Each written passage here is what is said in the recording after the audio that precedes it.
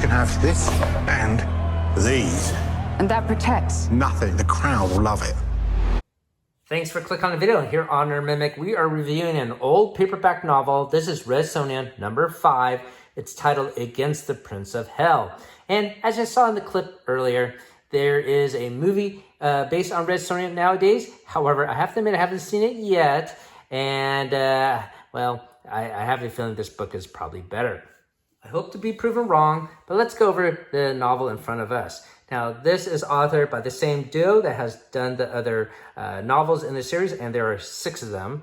I obtained all of them in the 80s, but never had time to read them, and I'm going through them now. I have to admit, it's nice to have a physical media in front of you. I don't like to read ebooks, and certainly the nice smell of old paperback books, the scent is wonderful. Anyways, there are obviously going to be heavily spoilers in this review, so be warned. Before we crack the book open, let's appreciate the cover by Boris Vallejo, which is a wonderful art piece. This features Red Sonja. You can see her in the corner here as a giant bird and a snake battle each other. And this depicts a scene within the book. Some of the other covers don't really show off the subject matter, but this one clearly does. And it is a great scene in the book. You can see her, she has this very startled or bewildered look. Not too imposing or statuesque of her. I have to admit, I don't really like this depiction of her. Maybe she was looking more guarded or something of that nature. But here she looks just sort of surprised and stunned and very doe-eyed. Regardless, I do love the creatures featured here. I'll bring the cover a little closer so you can appreciate the details of this cover. And we'll flip it to the back here. And we'll get a sense of what this story is about. Welcome to the channel where we munch on multiple nerdy things from board games to Dungeons & Dragons, comic books to toys, video games on Saturdays, and gamer snacks on Sundays. We also do monthly giveaways, and this is our giveaway for the current month of September is Runebound, the 2nd edition. I'll put a link down below how to win a copy of this awesome prize, and if you're watching this from the future, I'm sorry you missed out, click our main channel page for our current giveaway.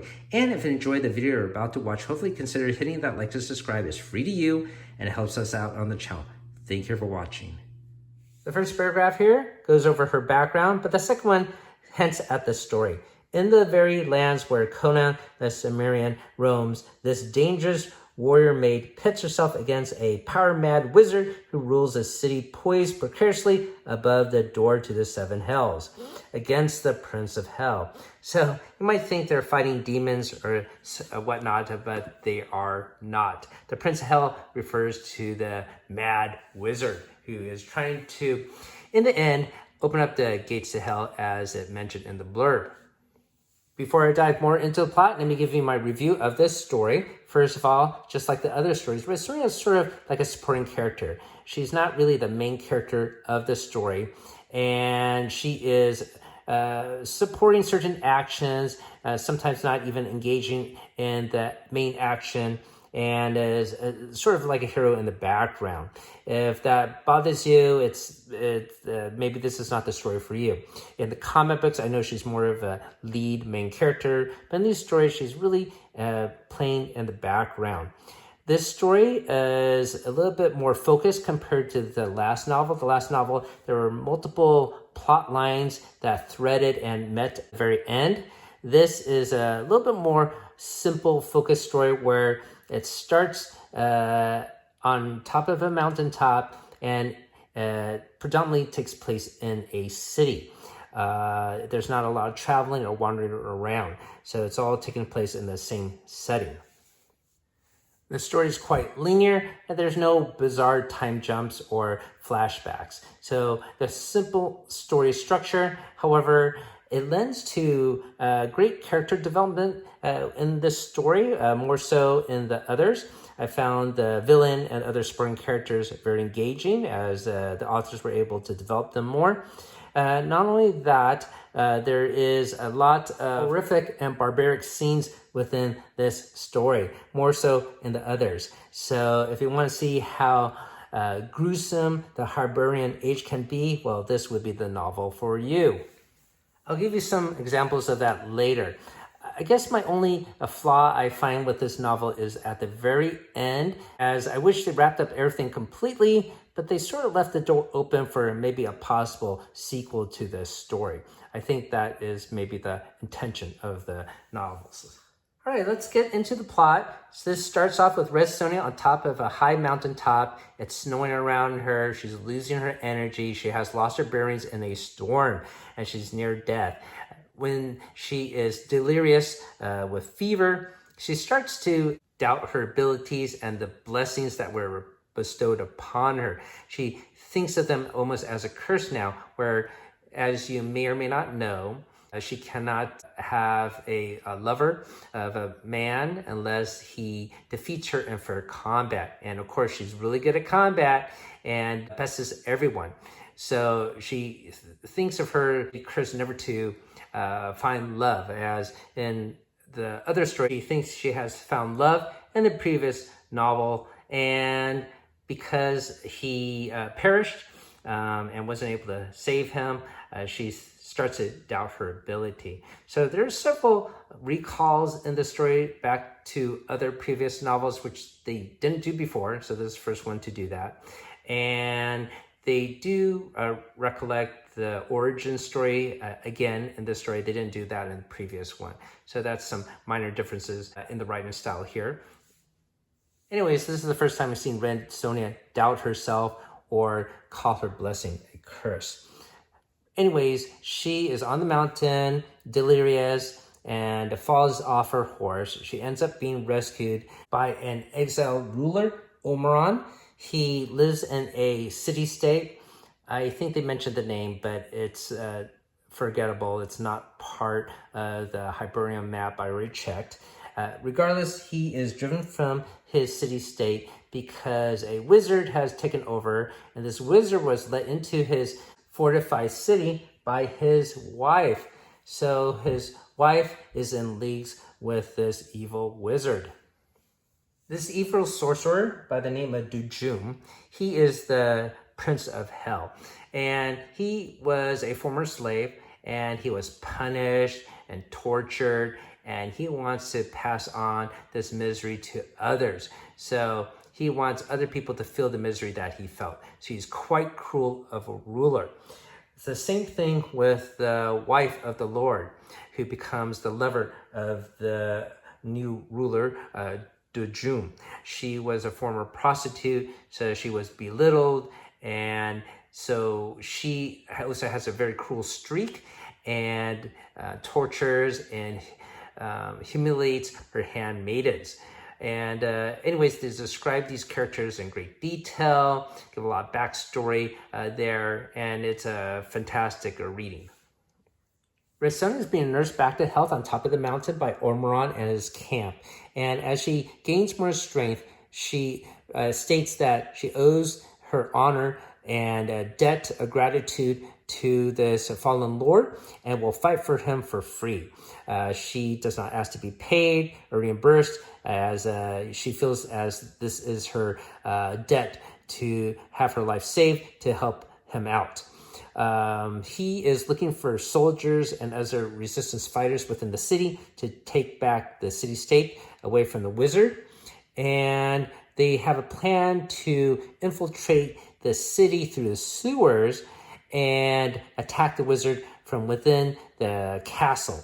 And Red Sonja decides that she will join up with him. Well, at the mountain camp, there is a female sorceress that wanders across the camp there. Her name is Laura, and she is a beautiful witch, but lends her ability to heal Red Sonja as well as the other soldiers there. Red Sonja, of course, refuses at the beginning as she distrusts magic, but she is really in no state to argue as she is quite ill and can't really fight back. So this sorceress gives her some magical healing, and like that, she is back to full strength. And she also heals the other soldiers in the camp. What does she ask for payment? Well, she asks that Omeron not only overthrow the evil sorcerer, but asks him to be killed. And she is seeking specifically an artifact that the sorcerer stole from her clan. It is a rod with magical power. So that is what she is looking for. While Omran's camp regroups, some birds fly overhead, and the sorceress says, the evil wizard has found you guys. And lo and behold, the evil wizard summons this giant bird from a amulet around his neck, and it turns big and turns real life and flies and streaks to the mountain cap and attacks and kills a bunch of soldiers. But then this giant snake comes across and fights this bird, and they fight and tumble going across the mountaintop into the forest, and Red Sonja follows them. The snake is able to disable the bird somewhat, but not kill it outright, and the snake itself is injured. And the snake returns back to human form, and of course, it is that female sorceress that we met earlier. It turns out that she is the daughter of Dojum, the evil wizard, the big baddie in the story. She wants to return the stolen rod to her clan, which are actually a snake-like species.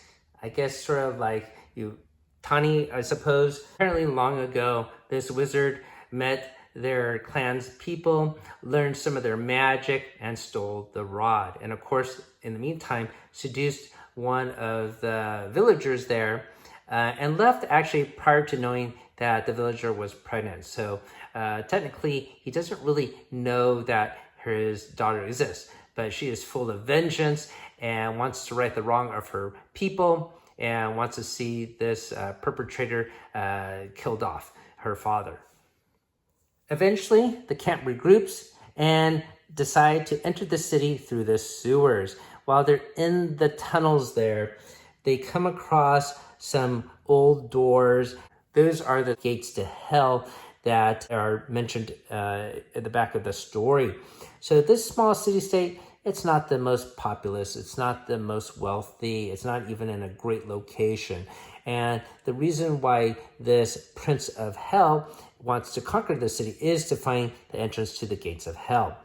While Red Sonja and the other soldiers are in the sewers, they come across a dagger that is on top of a pedestal, and she ends up taking it. It looks really old and maybe glows a little bit, like it might have some magical properties. So she pilfers it and may be of use later. It turns out this dagger is very important. It's one of the keys to open up the seals to the gate. So the fact that they removed this key from one seal, well, that gate to hell actually might be unlocked. There's a lot mentioned of different deities and temples within this area and the surrounding region. I have to admit, they were a little hard to follow because the spelling of these deities are not typical, say, in Howard's novels. For example, for the snake deity, instead of Sathra, they use Sithra. So it's little differences like that threw me off. There are other main gods, such as Set, are spelled the same. And some of the other deities mentioned here, like the last temple at the very end of the story, Umra, I don't believe that's even any god at all, or the spelling's completely different. Regardless, after being in the sewers, they come across the dungeons and the prisoners that were captured earlier, the resistance fighters that were trying to take over the city. Now they're all freed and lend their hand to Red Sonja's party and try to take over and siege the castle, which they try to do so. They attack the wizard in the audience chamber, so they control the ground floor and the upper levels. And one of the other parties, the one that has the fallen lord, Umran, was actually captured, and Umran is stripped naked and chained up to the wall. So he's being teased and tortured. And in this audience chamber, they're having a banquet. Basically, the evil wizard has invited the nobles to this banquet to show their previous leader in chains. Red Sonja and her army crashes this party, and a lot of soldiers are slain on both sides. They try to take and kill the wizard, but he has magical shields that sort of defend and block the swords. So she takes this dagger that she found, the ancient one with glowing power, and is able to chuck it and hit the wizard. And actually sustains some damage. He pulls it out and realizes it's nature and ends up keeping it. Now he has the key to unlock the gates of hell, inadvertently given to him by Red Sonja. Now, before he can open up the gates to hell, he needs to recover some of his strength. So he comes to a top of a tower. Now, while he's in the tower, his army has actually trapped Red Sonja's army in the audience chamber. So they initially had sieged the castle. Now they're under siege themselves. So they are walled off in the audience chamber. While this battle is going on, Illura, the daughter of the wizard, is trying to find the scepter by herself on the grounds. And she comes across the cruel mistress and lover to the wizard, and tries to get her to tell her where the scepter is.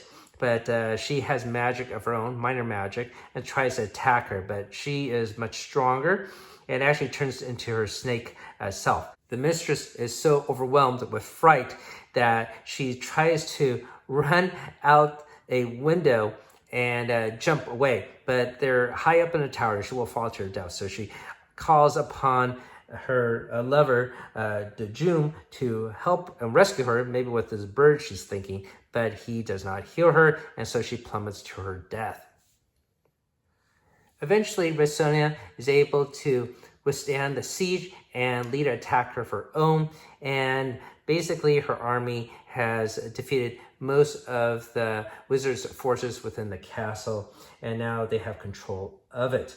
However, the wizard's still at the top, trying to heal himself. So what they do? Well, the daughter offers her aid, and she creates a bizarre contraption of eyes and blood tendrils. So the eyes are coming from the dead soldiers around her, and the blood, of course, from the dead corpses as well. So it's blood magic. And these tendrils of blood go up outside the building, sort of like vines, and carrying eyes with them, as they're not exactly sure where the rod is hidden. They just know it must be somewhere in the tower, because that's where the wizard escaped off to. So these tendrils climb up the tower, and basically eventually find the wizard in his secret room, and some acolytes there try to attack the eyes, but they are instantly destroyed and poisoned, suffocated by pink mist that comes out of these eyes when they are destroyed. Eventually, these tendrils find and locate the rod that's hidden in the bed chamber behind the head of the bed. And so they grab it and bring it back down. The wizard himself, the Jum, is too injured to stop this from happening. So eventually, the daughter is able to grab the rod and bring her back to her person. She holds the rod, and now she has the full power of her people in her hands, and is a mighty force to be reckoned with. The Jum is not defeated yet, and with the key to open up the gates of hell, he says, let me head to the temples and do that right now and open up these gates, and maybe the demons and lords from the underworld can nurse him back to health and give him blessings and rewards that he is looking for. He tried to gain their favor by doing a lot of atrocities in the city. There's one scene where he had a line of 20 soldiers, resistance fighters, and killed them not one by one, but he killed one guy in a gruesome way, and then went down the line and then picked a random guy, like the seventh guy, and killed him in another bizarre way. And then picked another guy randomly and killed him in a different way. So the soldiers or prisoners there could not anticipate what was happening, because he thought if he killed them one by one the same way, well, the guy then would be sort of rested and not as scared as the guy next to him. So he just wanted that abject terror in the prisoners all the time. So that's how cruel he is. Anyhow, he and his remaining forces go to the temple of Uma, which, once again, I don't think it's a real deity that I could find in the Hurrian age. but prays to this deity, lending for aid, and he places the dagger upon the altar and starts to glow. In the meantime, the daughter, with her newfound rod, calls upon all the serpents and lizards and reptiles in the region, and there is this animal army that rushes the remaining army and overwhelms and consumes them. Not only that, they consume the evil wizard Dujum himself as well. So he's dying underneath this massive wave of animals. So that's basically sort of how the story ends. It sort of alludes that these gates are now unlocked. They don't really mention it too much afterwards, so I wish it was a little bit better ending. I guess for me, climactically, maybe the villain dies, but the gates of hell open up, but I guess that would be too big of a battle.